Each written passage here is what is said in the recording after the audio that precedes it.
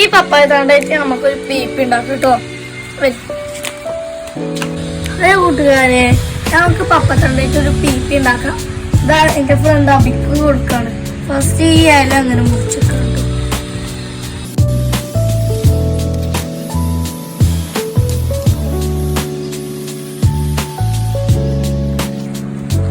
ഇവിടെ ഒന്ന് മുറിച്ചാണ്.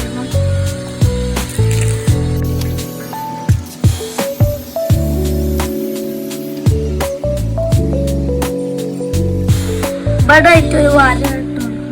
അപ്പൊ നമുക്ക് പ്ലേറ്റ് എടുത്തുക്കണേ. ഇതിന്റെ ഇവിടെ ആയിട്ട് ഇങ്ങനെ ഒരു വാര ഇട്ട് കൊടുക്കണം. കൈ മുഴുവൻ ശ്രദ്ധിക്കണം. അപ്പൊ ഇതിന്റെ എല്ലാ പണി കഴിഞ്ഞു.